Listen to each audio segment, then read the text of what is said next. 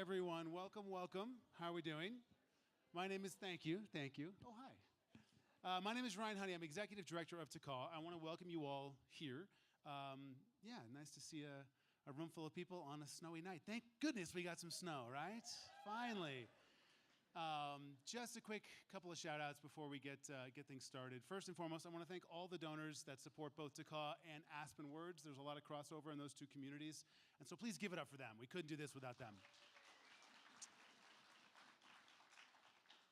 And want to invite you all to enjoy not just our Aspen Words literary partnership, which we do with some frequency, but we also have other partnerships with authors on this stage. So let's see, next month we have the Aspen Historical Society. We'll be here with an author talking about the 10th Mountain Division, which is going to be a fascinating talk.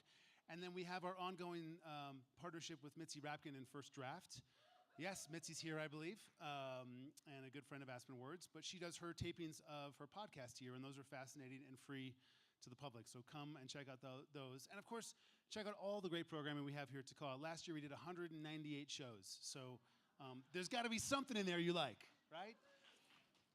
So please keep supporting arts, culture, and literature. And I'm just going to keep talking for a couple minutes because people are filling in. This is my job, right? Is I just get up here and people are like, oh, Ryan's talking. Now we should go into the theater because the show's about to start. I'm going to introduce my friend from Aspen Words, who's been a great partner as we put these together. So please welcome to the stage, Caroline Torrey. Thanks, Ryan. Hi, everyone. I can't think of a better place to be on this dreary evening, so thanks to the team here at TACAW for having us again. I'm Caroline Torrey, as Ryan said, Manager and Director at Aspen Words, and on behalf of our team, just have a few announcements, and then I'll introduce our speaker and guest of honor tonight. This Winter Word season is presented in memory of Wally Obermeyer, longtime supporter and avid Winter Words participant. And thanks to Helen Obermeyer, we have some free copies of Wally's amazing memoir, Lift, out in the lobby. So please grab one and bring it home to enjoy. Thank you to our season presenting sponsors for Winter Words, Michael and Lisa Cater, Garfield and Hecht, Melanie and Adam Lewis, Beth and Josh Mondry, and Helen Obermeyer. Their generosity ensures we can keep these events affordable and also provide free access for students and educators. And I believe we have a group here tonight from Roaring Fork High School, so shout out to that group here. Thanks for coming. We're also grateful to our grantors, host sponsors, and media partners, including the City of Aspen, Les Dames d'Aspen, the Gant, Aspen One, Aspen Public Radio, and the Aspen Times. And a special thank you to our National Council dinner hosts tonight, Lisanne and Jim Rogers. We are running at Aspen Words a special early bird discount for Book Ball, which is our annual fundraising gala. It'll be on July 10th, and will feature Jonathan Franzen. So we're running that through March 31st, and you can find all the information at aspenwords.org. All right. It's my pleasure to introduce tonight's special guest, adventurer and storyteller, Tara Roberts. Tara is the author of the memoir, Written in the Waters, which chronicles her extraordinary journey tracing the history and legacy of the transatlantic slave trade. As a National Geographic Explorer in residence, Tara dove alongside a group of Black scuba divers searching for sunken slave ships around the world, helping to bring long-submerged stories to light. That journey became the award-winning National Geographic podcast, Into the Depths, which I highly recommend. It's a great listen. She also made history as the first Black female explorer to be featured on the cover of Nat Geo magazine and was named a Rolex National Geographic Explorer of the Year. Her work is immersive and courageous and expands how we understand history, identity, and representation. And we're honored to have her close out the 29th series of Winter Words with us. Please join me in giving a warm welcome to Tara Roberts.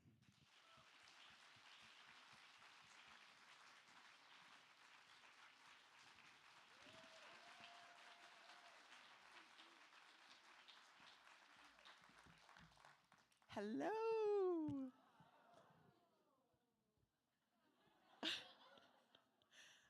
so excited to be here. This is my first time in Aspen. And yesterday, guess what I did? Yes, I had my very first ski lesson ever. Yes, so thank you to Aspen Winter Words for helping me make that happen. I feel like I've earned my stripes now and like I belong. My lesson was on buttermilk. Yeah, so by the end of the day, I had perfected my C turns, my J turns, and my wedge stops. Yes, I even went down Panda Peak. Yes, which I know is just a small hill for most of you, but for me it was a big deal. I managed to get on the chairlift, and I managed to get down the hill. So I was like, I'm a boss. Yeah. I can't really move my shoulders today. I don't know what that's about, but I feel really thankful that I could have this experience here in the beautiful, amazing town of Aspen. So thank you for welcoming me, and thank you to the team for helping me get my ski lesson. I appreciate it. So before we start, I always like to take a couple of moments to just get present and feel the energy in the room. I am a little woo-woo, so sorry. But I think it's important because this work for me is all about connection. It's connection to the past, to history. It's connection to present. It's connection to the future. I think it's connection to each other, and it's connection to self. So I want to claim this space as a sacred and safe space for us to connect in whatever way is most appropriate to us. So I'm going to ask you to be with me while I take 3 breaths so I can just feel the energy in the room. And I'm going to keep my eyes open so I can see you, but I invite you to keep your eyes open as well or to close your eyes. And this is also an opportunity to release anything you might need to release today so that you can be fully present. I came in from Aspen, so I went through that traffic, just slightly stressful. But we can let go of traffic, to-do lists, anything that might keep you from being present today. So I'm going to do 3 breaths. I'm going to count in my head and count out for 3 breaths in, 3 breaths out. Okay, here we go.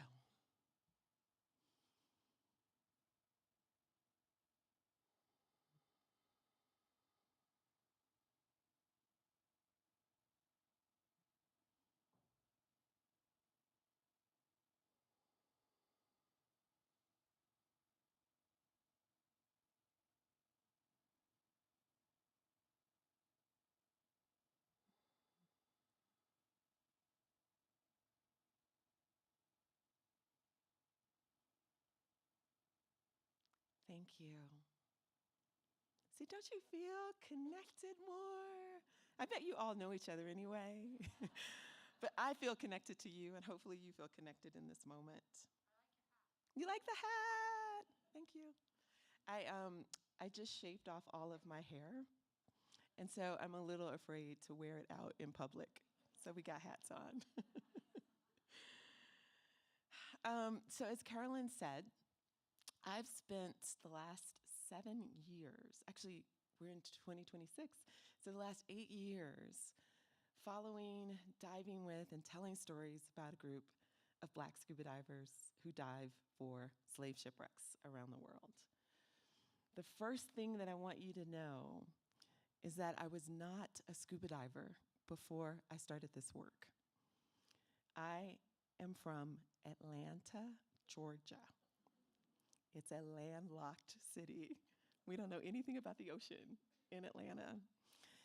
I also, and I'm a little embarrassed to admit this out loud, but it is what it is. I also wasn't that interested in history, to tell you the truth. I am a sci-fi fantasy girl. So I live in the future or in my imagination. I wasn't that interested in the past. But something happened that changed all of that for me. It was 2016, and I just moved to Washington, D.C. to take a new job at a nonprofit.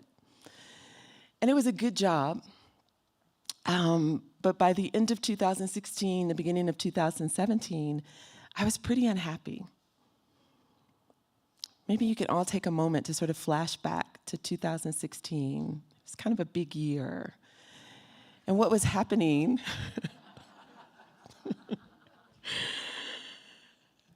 what was happening for me was that I was really seeing, I think very clearly for the first time, the fractures that existed in our national consciousness around race in a way that I hadn't realized it before. That conversation was taking center stage everywhere.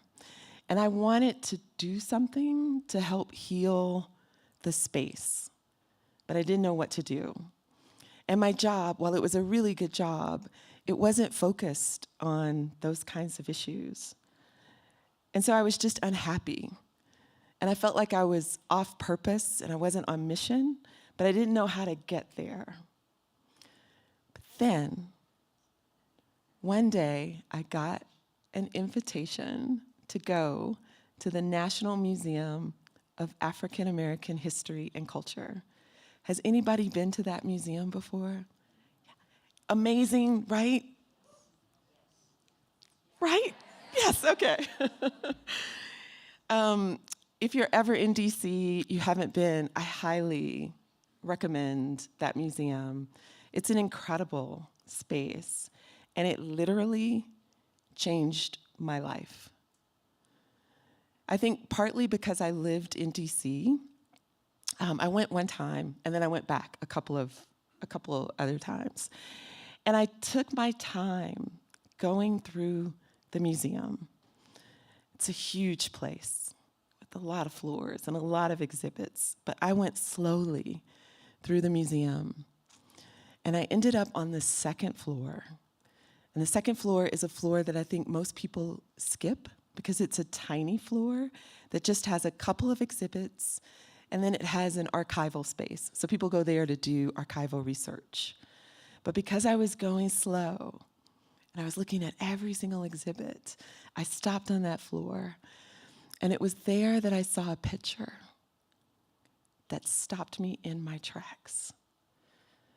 The picture was of a group of primarily Black women in wetsuits on a boat. That's all it was. It wasn't even a portrait of these women. It was just a snapshot of women on a boat in wetsuits. Black women on a boat in wetsuits. I had never seen a picture of Black women in wetsuits on a boat before. It mesmerized me. There was something about the women that just looked so beautiful to me. They looked so joyous, so free. I felt it, okay, I'm gonna exaggerate this a little bit, but it kind of felt like the whole floor went stage dark, and it was like a spotlight was on that window. I thought I could hear like the angels singing in the background. There was something about it that just touched me. It was like those women looked like superheroes to me. And it made me flash back to my childhood and my childhood dreams. As I said, I grew up in Atlanta, and I grew up with just my mom. So it's just me and my mom. I'm an only child. And my mom was a reading teacher. I have no idea how the universe matches parents and children, but my mother was the perfect mother for me because I loved books. Like, I loved books. I was that kid who would be in her room under the covers late at night with a flashlight because I had to read one more chapter. And my mother, she used to go to these reading conventions around the country. And there would be publishers at these conventions that would give out books because they wanted the teachers to adopt their books. So my mother would gather books and books and books, and she would bring them home to me. And it was always like Christmas. I didn't need toys. I just needed my box of books. Loved it. And my favorite kinds of books to read were fantasy and sci-fi novels. I loved books about magic and dragons and heroes out to save the kingdom. My favorite book of all times was Madeleine L'Engle's A Wrinkle in Time. Can I get a whoop whoop? Like, yes, right? I really wanted Mrs. Who to come knock on my window and invite me to come help save the universe. But as I grew older, I started to realize that none of the characters in the books that I loved so much ever looked like me. Now that has changed. Now there's so many beautiful, wonderful books that show all kinds of diverse characters. But when I was growing up, that wasn't the case. All the books, or the majority of the books, that had characters that looked like me were often about our pain or our trauma. They were rarely about our adventures or our curiosity or our wonder. So I always knew that I wanted to be a writer, but I wanted to be an adventurous writer. I wanted to go live in villages with interesting people and climb mountains and tell stories about it. But as I grew older, I started to believe that maybe that wasn't possible for me. So flash back to 2016 or 2017, when I see that picture of those divers, it spoke to me. I mean, here were people who looked like me, who were doing something adventurous with themselves. And then when I read to find out, well, who are they and what are they doing, I find out that they're a part of this group called Diving with a Purpose, and that what they do is to help search for and document slave shipwrecks. I remember thinking, wait, what? Wait, they do what? Like, what? Who would even think about, what? This is crazy. Not only are these women, and the group is not just women, but it was women that I saw, not only are they adventurers, but it's like they are real life heroes on a quest to actually change the kingdom. So I was hooked right there. And I ended up calling them. I sat down in the museum, I pulled out my phone, and I Googled everything that I could find out about them. And I got their phone number. And so I called them up. And I ended up talking to the co-founder of Diving with a Purpose. And eventually, after a few conversations, he invited me to come and dive with them. I never could have predicted that scuba diving would be the thing to enter my life and change it so completely. How many of you, I know we got skiers in the room, but how many of you are scuba divers? A few? Okay, great. How many of you are snorkelers? Okay, and more, okay. For those of you who didn't raise your hand, how many of you like to just put your foot in the water and shake it around? Yeah, okay, great. Well, I have to say that I didn't know that the ocean was such a beautiful and magical place. And I didn't know that I needed it in my life. It's like a whole other world. I'd actually like to play a little audio clip for you of what it's like for me out on the ocean doing this work. Oh, I always forget to forward the slides. So wait. Okay, wait. There you can see us doing some of the work. But I'm going to play a couple of audio clips tonight for you. And I invite you to close your eyes and listen. There's just this picture. That's me in the water.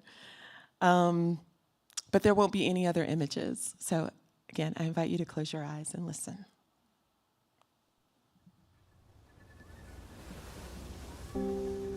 Blue, as far as my eye can see. Salt spray tickling my face. The motion of the boat as it skims across the surface. It's beating us toward adventure. Next to me in the boat are women and men, all in wetsuits, all ages. Afros and braids are flying in the wind. They all look invincible, and they've got these big smiles on their faces. Out there, ahead of us, is a ship that's been buried under the waves for over 300 years. A ship like that once brought our ancestors to this side of the world. Some incredible stories that these vessels have, but they're out of memory, out of mind. Why is that? Mask on. I take one more look around, and then I tip over the side. I drop in.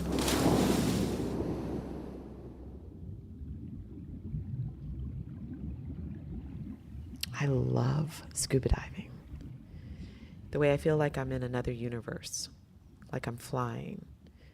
I'm under the water, but here I can actually breathe.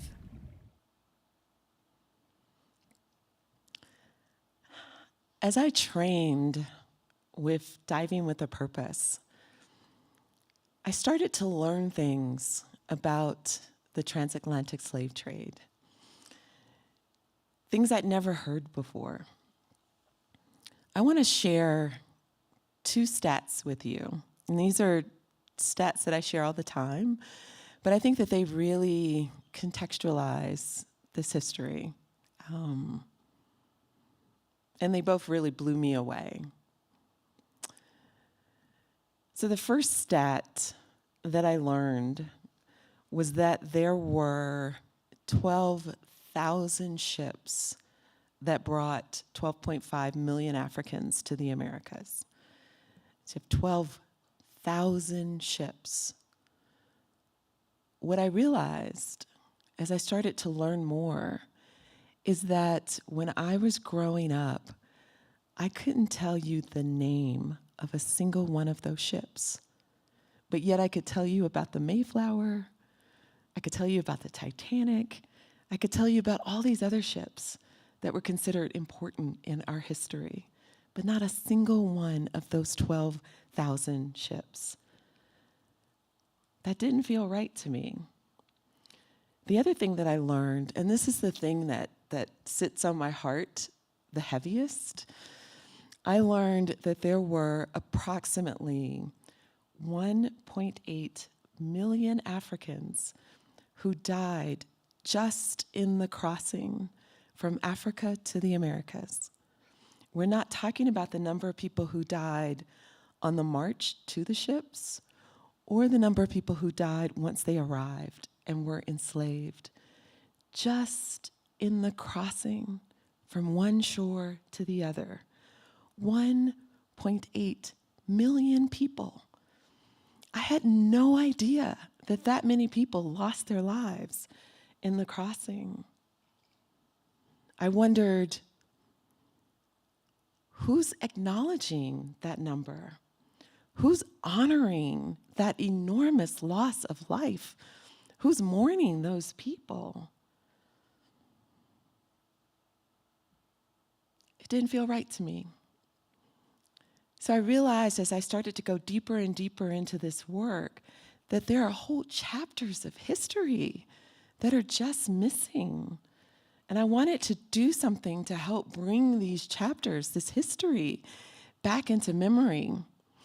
So do you remember that job that I moved to DC to take? I was like, I have to quit that job. I didn't have a real plan then. I didn't have an assignment. I didn't have funding. I didn't really have savings at that time. But I just felt called. There was something inside of me that was saying, like, this is important. And this is a way that you can contribute. So I took the leap, and I didn't know where I would land. But I knew I wanted to go all in. The divers were doing work all over the world. They were working in Mozambique, South Africa, Senegal, St. Croix, around the US. And I didn't think that I could help tell this story and do this work part-time. Like, I wanted to go all in. So I did. And after about a year, I found out that Nat Geo gave out grants. Who knew? I didn't know. So I applied for a grant and I got it. And that is what allowed me to really travel and to meet these divers. I want to show you a picture of some of the divers that I met along the way. They're from all over the world. The youngest person there is 16 years old, and the oldest person is 86 years old. These are policemen, yoga teachers, students, archaeologists, business owners, dancers, engineers, pilots, military officers, people from all walks of life and all over the world. And they're all being trained under the water in a technique called underwater archaeology mapping. So what we're able to do is to support archaeologists in the work that they do under the water to map shipwrecks on the ocean floor. So I started writing blog posts about my training and travels initially. But I soon realized that trying to write 250-word blog posts about the transatlantic slave trade just didn't make any sense. So I went back to Nat Geo, and I told them that I had started to imagine the story as an audio story. There was something about all of these voices that I was hearing from all over the world, from all of these different perspectives that I thought could be really interesting. So I went back to them, and they agreed, and we produced together a limited narrative podcast called Into the Depths, which Carolyn mentioned earlier. So this is my slight commercial break. Into the Depths is streaming on all platforms, so feel free to listen to it. It's 6 30-minute episodes, and each episode focuses on a different ship. So you get to hear from the divers, you get to hear about the wrecking events, you get to hear about the people on the ships, and you get to hear a bit more about how this journey has transformed me. Nat Geo also asked me to write a story for the magazine, and they decided to make that story a cover story in the magazine, and then they put me on the cover of the magazine. And as you heard, I became the first Black woman explorer in the magazine's 130-year history to ever be on its cover. It's crazy.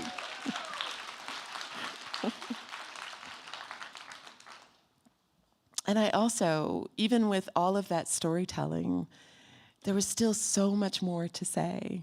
So I wrote a book about the journey, which tells even more about my transformation.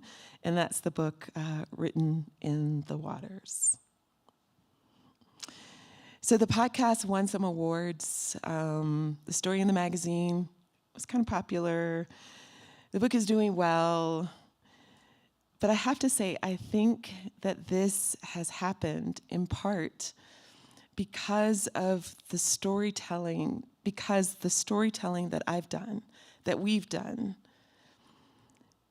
has approached this history through a lens of honoring and healing versus a lens of pain and trauma. I want to play another audio clip for you. This is a clip of my mother's pastor offering me a blessing. Now, I have to say, I would not normally get a blessing from a pastor, but I happened to be visiting my mother. It was around Easter, and her pastor was visiting her. And even though I'm like you can see, I'm grown. I'm pretty grown. Like I'm a grown person. And 7 years ago, I was pretty grown then too. But I am my mother's only child. And so she was like, oh, Lord, my baby, she's traveling all over the world. I need somebody to bless her. So she asked the pastor to bless me. And in retrospect, I am really glad that she did, because he said something to me that changed the way I thought about this work. It had me understand the stakes of this work on a whole other level that I'd never considered. So I'm going to play the clip so you can hear what he said to me. I was recording everything, so I had my audio recorder going on. If you can get in tune with the essence, the spirit of of our ancestors who were lost during that Middle Passage, invite their blessing on the work. You can do so by your prayer meditation. You come across names, speak their names, speak the names, and then ask them to bless you. Ask them for permission to tell the story. Ask them to go before you to make the way straight, smooth, and harmonious. Listen. I hold their stories in my arms. Stories from the depths of my ocean. I've memorized every inch of their heartbeats. There is a song growing in my waves we have not heard before.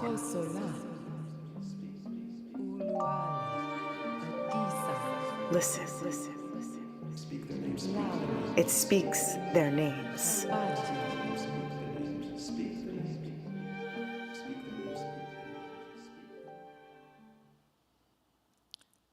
So that was Bishop Jack Bomar of Hillside International Chapel and Truth Center in Atlanta, Georgia, and Aaliyah Pierce, who's another Nat Geo explorer and a spoken word artist. When Bishop Jack told me to speak their names, he opened a whole vista for me. As some of you may know, the ancestors are a huge part of African spirituality. But that wasn't something I really knew that much about, and definitely hadn't thought about before then. I realized that the ancestors were calling on me and others. I'm clear I'm not the only one that's doing this work, but they were calling on us to bring their stories back into memory. I know before this, when I would think of captive Africans or enslaved Africans, I didn't really see individual people. I saw them more as statistics or as faceless victims. But these people were more than just cargo in the hold of a ship. They were more than slaves. They were mothers, fathers, daughters, sons, farmers, poets, mathematicians. They were whole human beings. These people lived, and they had stories to share. You know, some people say that the Atlantic Ocean is one of the most turbulent oceans on the planet. And some say that that is because it churns with these lost souls. But I realized, what if by speaking their names, What if we could help raise their stories from the depths, in their fullness, in their wonder, with love, with honor, with respect? And maybe we could help finally heal a wound in this world that has festered for far too long. So that, to me, is the promise of this work. But maybe that's a little abstract. So I want to give you a very concrete example of how this work of documenting slave shipwrecks, how it could actually transform something. So I want to tell you the story of a shipwreck that was found in 2015. It was the São José Paquete de Africa, and it was found off the coast of Cape Town, South Africa. So the ship originally came from Mozambique, and it was headed to Brazil. But it wrecked in Cape Town, where it had stopped to take on more supplies. So we know that the boat had approximately 500 people from the Makua ethnic group in the cargo hold, because the Makua people came from northern Mozambique. We know that the night of the wreck, about half of the Makuas died that night. They drowned. And the other half were sold into slavery in South Africa. So what I'm going to do, we're going to be creative right now. I'm going to read a short passage for you from the book that imagines the wrecking event that happened that night. The unique thing about the way that I imagined this wrecking event is that I tell it through the lens of the ship. And I try to do this by telling the story from a lot of different lenses so that we can imagine this history in a broader way. But so I'm going to read the excerpt for you.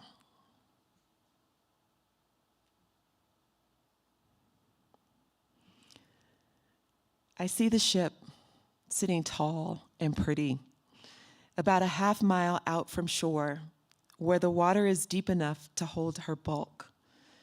There is strength running through her lines and curves, solid, gleaming wood, outfitted to withstand boots stomping and cannons firing. I imagine her proud, stately, stern, eager to carve her way through the long and treacherous stretches of the Atlantic and fulfill her duty, delivering her cargo safely and on time. I envision the dhows, those are small boats, with their loads of chained people rowing to her side.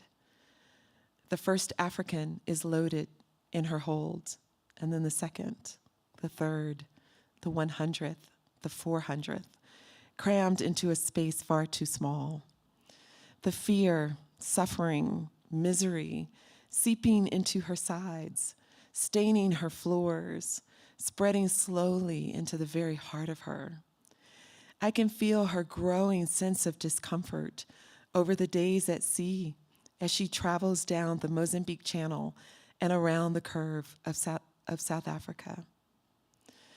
In the wee morning hours of December 27th, 1794, I picture the crew dropping anchor in the cold, treacherous, shark-infested waters of the Cape of Good Hope, planning to restock. Her relief at this break to reorient herself around this bastardization of her purpose. Her beginning to wonder how she will endure another 6 weeks, another 2 months, a crossing of almost 4,000 miles to Rio de Janeiro, with this as her burden to bear. But before the anchor can find purchase, the wind picks up and begins to toss her around. But she is made to withstand. She is strong. But the Cape is fierce in its need for chaos and destruction. It wants to claim her.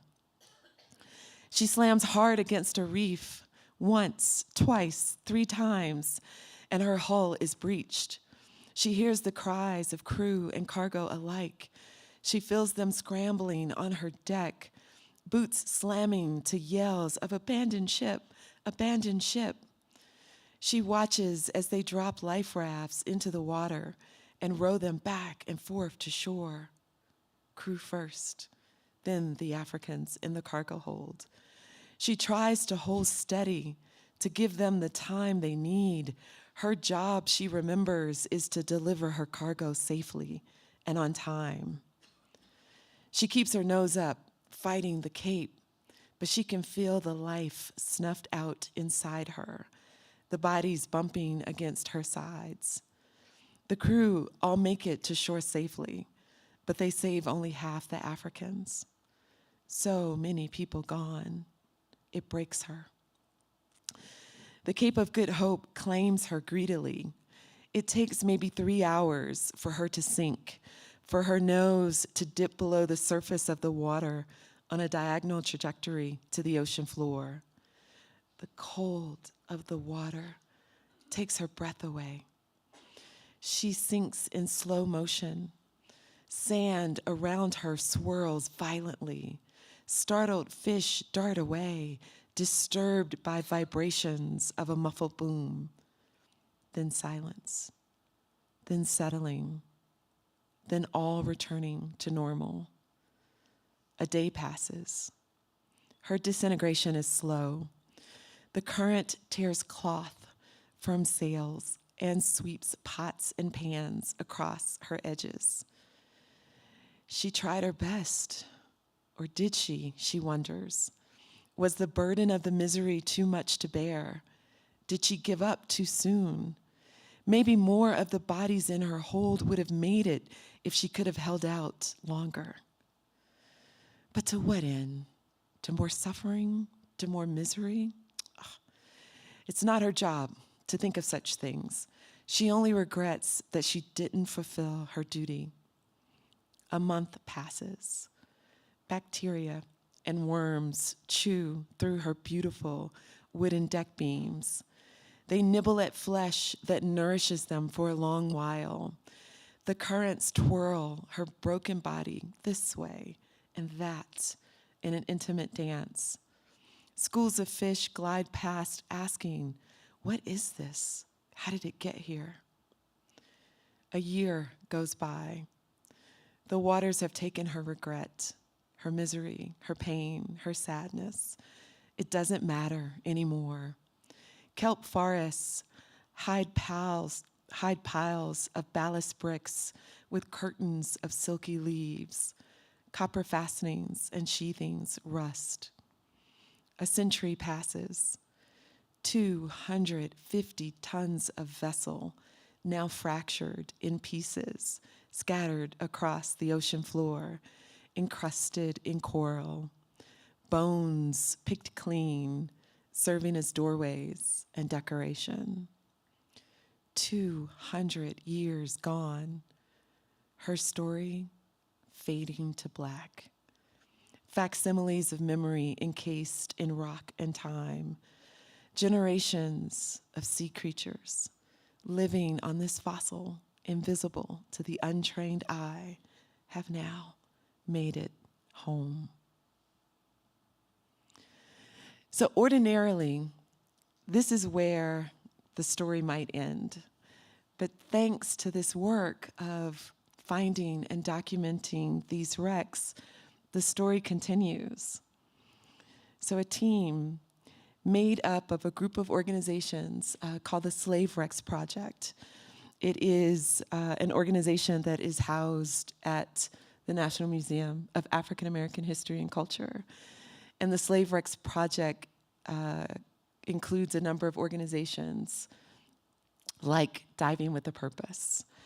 And they're the ones that discovered the São José. And again, they knew that it left from Mozambique, and they even knew that it left from Mozambique Island, and that many Makua descendants still lived in and around Mozambique Island. So the team decided that they would take word back to the Makua descendants and tell them what happened to their ancestors. So the Makua descendants, when they heard what happened, they decided to hold a celebration because they finally knew. So they chose a day and they had a celebration with music and dance and with food and with speeches. And at the end of that day, the Makua chief approached one of the members of the team, a guy named Lonnie Bunch. Lonnie Bunch is the director of the National Museum of African American History and Culture, and now he is the head of all the Smithsonian museums in DC. But this project was very close to Lonnie's heart, so he was there. And at the end of the day, the Makua chief called Lonnie over, and he said, I want to give you a gift, and I have a mission for you. And he gave him a gift of a cowrie shell encrusted basket. And I'm going to play a clip from Lonnie telling more about what the Makua chief asked of him.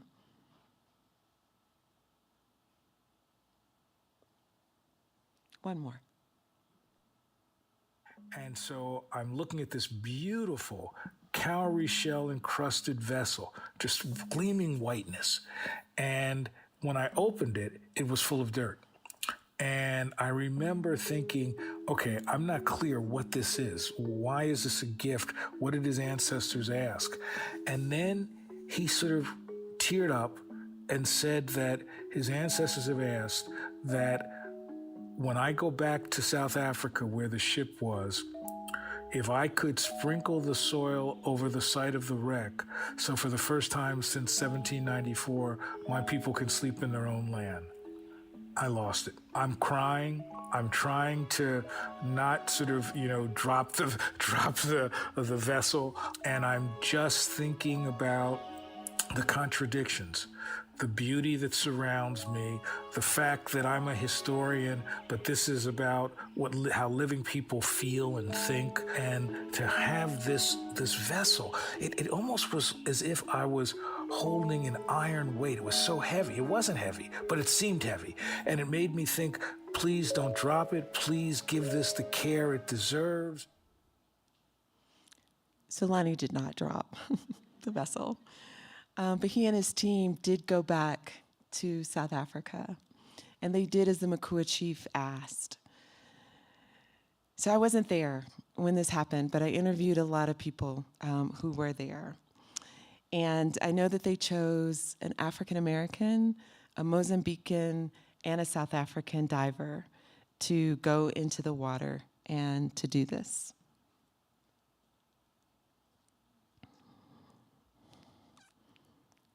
So the weather that day was terrible.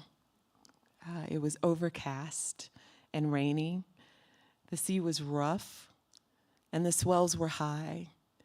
So the divers all told me that they had to lock arms and hold on to each other as they walked in the water to get as close as they could to the site so that the waves would not walk them over.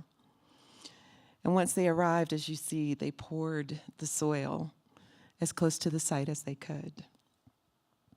And the ceremony was performed.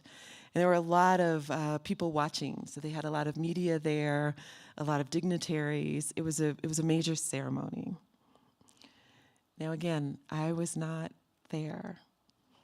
But everyone that I talked to all said the same thing.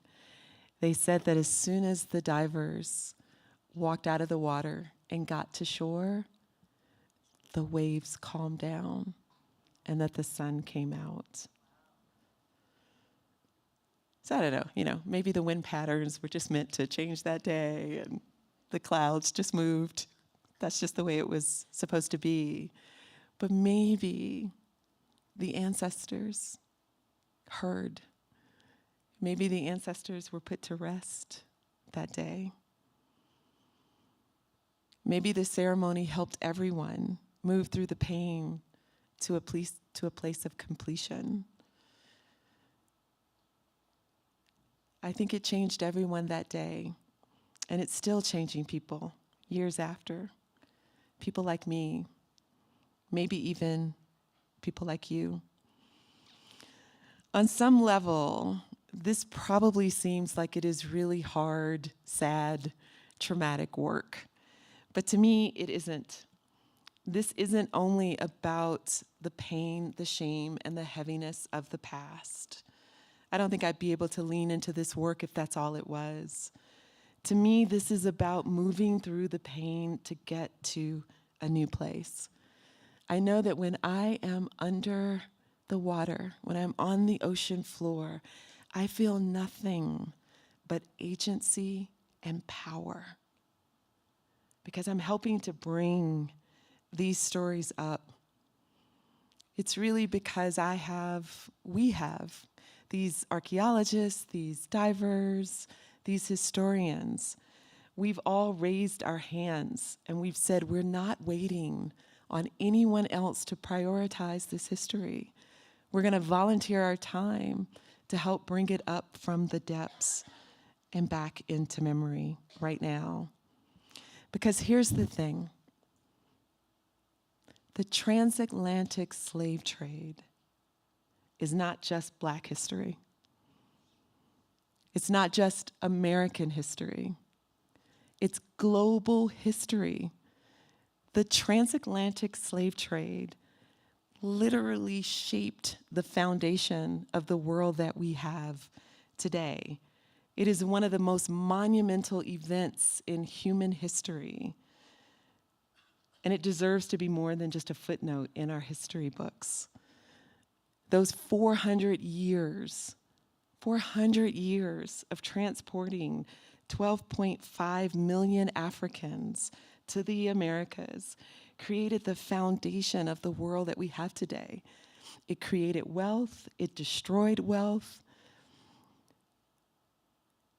it shaped landscapes, it created trade routes that we use today. It ushered in the rise of new geopolitical powers that are still dominating today. And this is most important.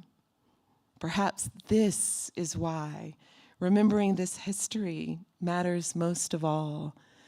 The transatlantic slave trade also served to connect this world in a way that cannot be undone. Just think of the transfer of cultures, of beliefs, of religions, of ideas, of goods, of people.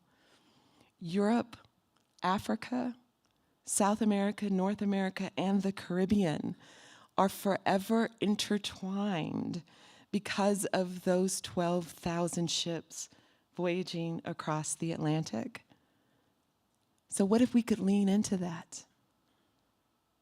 Could it change how we see each other? And if how we see each other changes, might that change how we also think we're responsible for each other? So to me, this is a fresh story. It's full of potential and opportunity for profound healing. I think it offers a roadmap to help us understand the fullness of our collective heritage. So I feel so honored and thankful to be involved in this work. I actually get to be that adventurous storyteller that I wanted to be as a kid. So that's cool. Yeah. So what's next, you might ask? I told you that there were 12,000 ships. I didn't tell you how many they estimate have wrecked. They estimate that about 1,000 ships have wrecked. But to date, they have only found, they found less than 20 and properly documented them. So there are a lot of wrecks still to be found. Nat Geo has invited me to become an explorer in residence so that I could continue this work. And we've partnered together to do something that's going to be so exciting. It's a really unique project that I can't tell you about. yet, but it's going to be amazing. So if you want to follow along, be a part of the journey, those are some ways to be a part of the journey. And we will be announcing this new project, which I will say is about memorializing the past. But we will be hopefully announcing that soon. So lastly, I just want to play one more clip for you. And this is a clip of a conversation that I had with my nieces. Because I believe that we must also do this work for young people like them around the world. We have to do it for the next generation because they'll inherit whatever we choose to do or not to do.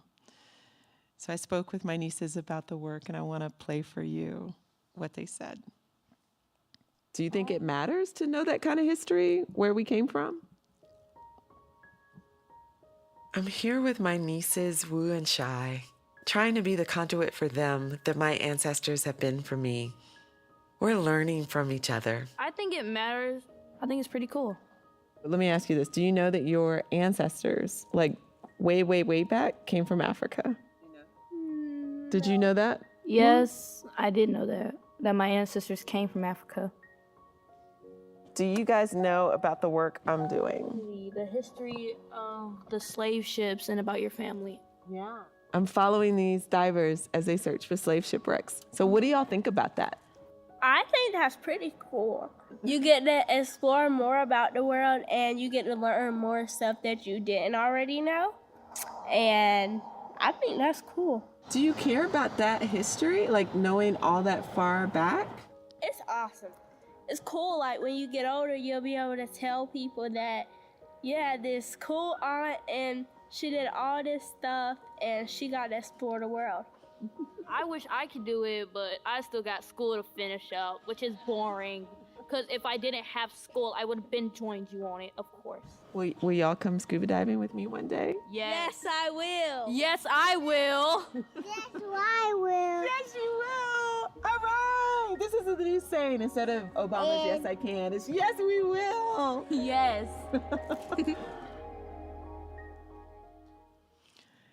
So I spoke to them when they were kids. They were 10 and 11. And they're teenagers now. And I just want to say that I got them in the water. Yay. Yeah. They keep asking me, when are we going to dive next? So yay. That's it. Yes, so thank you.